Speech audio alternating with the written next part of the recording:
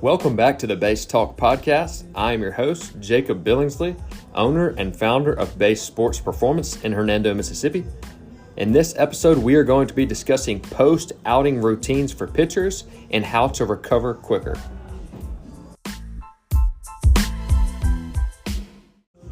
All right. Welcome back. So today we are talking post-outing routine for pitchers and how to recover quicker. So this is a topic that I've been asked a lot by our high school and college athletes recently, wanting to know what to do, to take care of their body, to help recover quicker. Some of them are bullpen arms that are trying to get back, and be available for the next day or 2 days later. Some of these guys are just high school kids that never really have had a post-throwing routine, never really have had a post-outing routine, and are just kind of looking for some direction and some structure. So thought I would hop on here and make a quick one. Today's probably going to be a little bit quicker than normal because I want to keep this simple. This should not be super complex. This isn't something where we've got to spend, an hour every single time after we pitch doing something. As we pitch, there's a lot of stress being put on the body. We've got a warm-up for the day. We've got our warm-up throws. We've got our warm-up pitches between innings. Then we've got all of our pitches in the inning. Then we sit down. Then we stand up and do it again the next inning. So there's a lot of stress happening on the body. And the last thing I want to sit here and tell you to do is to add a ton of more stress on the body. But here's just a couple easy tips, and some structure here that you can follow just to help promote a little bit quicker recovery and to help keep the arm healthy and durable throughout the season. So the first one is lengthen the muscle. So in particular, the muscle around the arm. So we want to do things like static stretching with deep breathing. So if we're going to try to lengthen the lat, the pec, maybe even like the tricep, the oblique, things like that around the thoracic spine, things like that. This is a really good first step to re-lengthen that tissue. So that tissue, after it's been used and after it has been fatigued, has likely started to tighten up a little bit. So you're probably feeling a little bit tight. And this is a good time to go through some deep breathing through static stretching to help kind of re-lengthen some of that muscle tissue and regain some of that range of motion. So, if you want to go into our Instagram, you can check out some of these drills that we've posted about before. But a lean away lateral line stretch is a really good one for the oblique, the lat, the tricep, the posterior shoulder. So that's a really good one that I like to use with some deep breathing. I also like to do some shoulder flexion work. Maybe you're up against a wall or you're on a table or you're laying on your back on the floor. Regardless, started to regain some of that shoulder range of motion into shoulder flexion with some deep breathing. Maybe you have a mini band around your wrist just to get a little bit more blood flow to those shoulders as you go. Again, that's probably one that's going to be on our Instagram as well from a post-throwing standpoint. So step one was lengthen the muscle. We want to do that particularly through deep breathing. So we don't just want to, get to a static stretch and hold it. We really want to focus on the breath and allow the breathing to relax that muscle tissue.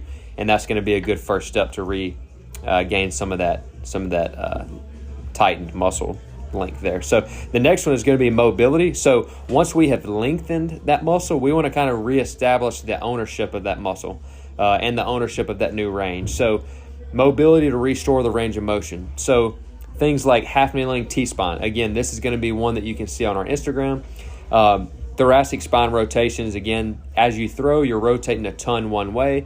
You're likely going to tighten up one way and be really loose one way. So this is just reopening up that thoracic spine range of motion and kind of help to restore that range of motion and lengthen the tissue. Shoulder flexion, again, is going to be a good spot to go through some shoulder flexion work.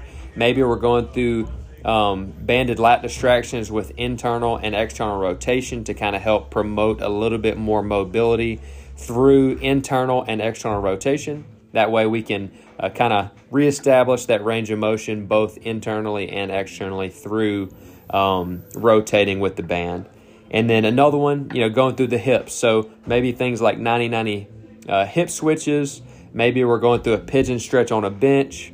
Maybe we're even just doing like an in-place lateral squat with just a little bit of an internal rotation turn to reopen up those hips, reopen up the adductors, reopen up the hamstrings, and again, just restore some of that range of motion. So step 1 was lengthen the muscle through deep breathing. Step 2 is to regain that range of motion through some mobility work. Step 3 is going to be just light strength work. So this, again, is kind of going to go back to some rotator cuff work. Maybe you want to do 1 or 2 exercises of some light J-bands. I would not go do a ton of these. I wouldn't go do 4 to 6 exercises of these. I might just pick 1 or 2 exercises and maybe perform those for 8 to 10 reps for a couple of sets, just to get some blood flow to that area, to regain some strength through that area, and to kind of promote a little bit more recovery there. You also could do things like isometric holds. So if you're doing, let's use a shoulder external rotation here. Let's say you're in a half kneeling position and you put your elbow and your hand on the wall or on a rack. Just like if you're in a 90-degree position, if you're about to throw, you want to push backwards into the rack or into the wall to create an external rotation isometric. And again, that is going to get some blood flow to the area and also recreate some strength through that rotator cuff in that external rotation. Step 4, this could be a really good one. I really started to get into this more as I got a little bit older, kind of my higher level or older years in college as well as into pro ball. But this is just get some zone 2 cardio work. So 20 minutes is usually what I like to shoot for. It's what I like to tell our guys. 20 minutes is zone 2. This could be, an elliptical, a bike, something that is low impact and low intensity, but roughly around that heart rate zone of 130 to 160. That's usually the zone that most of our athletes are going to be in for that zone 2. And that's something you're really just trying to sustain that heart rate for that 20-minute period. This doesn't need to be an hour long. This doesn't need to be, going and sweating bullets. That's not the point of this. This is just to get the heart rate going to send blood to the tissues. So this is going to promote some recovery through getting blood flow to the tissues. And also it's going to help from a cardiac response, just getting that heart rate to where it is getting used to having to recover a little bit quicker. So again, this could be things like elliptical, maybe a bike, maybe an assault bike, something like that is low impact. So, we're not out jogging miles. We're not putting a ton of stress on our knees, ankles, and shins as we're running. I really wouldn't go and run on a treadmill either. I would really kind of I would like to stick closer to elliptical or a bike, something like that that's low impact and low intensity. But again, we want to stick around that zone 2, roughly between 130 to 160 heart rate, and roughly around 20 minutes. And then the last one, which is by far the most important, is going to be refuel. So refuel from protein primarily. Obviously, just like always, we want to have some protein, we want to have some carbs, we want to have some quality fats. But this is not really a time where we want to just go and hammer like a pizza or something like that, because that's going to be, high carb, high fat. We want to make sure that we're getting high proteins here, because obviously the protein is what is helping to recover that muscle tissue. So the more that we can get in, the quicker we can get that in, the quicker that recovery process can start. Rehydration, so, if it was a super hot day, you lost a lot of fluids. Obviously, we want to mix in some electrolytes, some sodium, things like that to help restore hydration. But again, as we can get water to our muscle, that can help us recover a little bit quicker. One analogy that we like to use with our athletes is, like when you're dehydrated, your muscles become, an analogy here is that your muscles are becoming more like beef jerky than a filet mignon, right? Beef jerky is super brittle, super easy to tear, and that's similar to how your muscles are when they're dehydrated.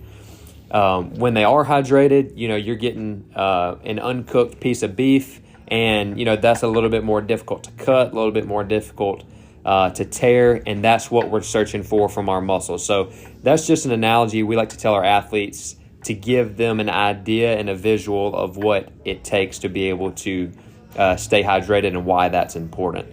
And then, of course, the sleep aspect. So if we can get that sleep, sleep, especially with our high school kids and some of the college, not all of the college, it's hard for them to understand how important that is. Your body's resting, it's recovering when you're sleeping. So when you sleep is the only time that we can actually get the most out of it. It's the only time that we can get that full recovery. So make sure that we're spending more time on eating quality protein, we're rehydrating, and we're getting that sleep. The nights that I pitched, I really benefited from 9-ish hours of sleep. If I got less, I could certainly tell that I stayed sore longer instead of maybe a 2-day soreness or a 3-day soreness. It would almost always last another 24 hours if I didn't get enough sleep. So getting sleep is super important in order to get recovered quicker and keep the arm and body healthy. If we're running, at less than a full tank every time we go out and pitch, and, instead of being at a full tank, we're at 3/4 of a tank or half a tank, you've only got so much that you can use. So as we get deeper into the game, we get more fatigued. You're kind of running on that reserve, and that's where higher stress comes in. That's where you're using more muscle fibers and you're starting to tear more muscle, and that's where it takes a little bit longer to recover. So obviously we want to recover quicker, because the quicker we can recover, the quicker we can get back to full 100% and get into a game again at our max capacity. And the second reason is, obviously, the quicker we can recover, the quicker we can get back to progressing and working on our craft. So those are 5 tips. I'll do a quick recap. The first one was re-lengthen the muscle through deep breathing. The second one was create more range of motion through some mobility work. The third one was get some light strength work, a couple sets of J-bands, very nice and light, controlled movements. Number 4 was getting some low intensity cardio through zone 2, 20 minutes, low impact, roughly, kind of again looking for that bike or elliptical, not really looking for jogging distance or miles or treadmill, anything like that. I like the low intent and low impact tools there. And then the last one and most important one is the refuel, where we are eating tons of protein to feed the muscle to recover. We're staying hydrated, again, to promote some recovery. And then the sleep is where we're actually going to get the most bang for our buck on the recovery. So those are 5 tips. Please feel free to share this. Rate it, review, please subscribe. If there's some topics that you want to hear about, this was one that we had presented to us by an athlete that wanted to hear more. So if there's some topics you want to hear about, shoot it to us, shoot us an email, shoot us a DM. Regardless, until we talk to you in the next podcast, have a great day.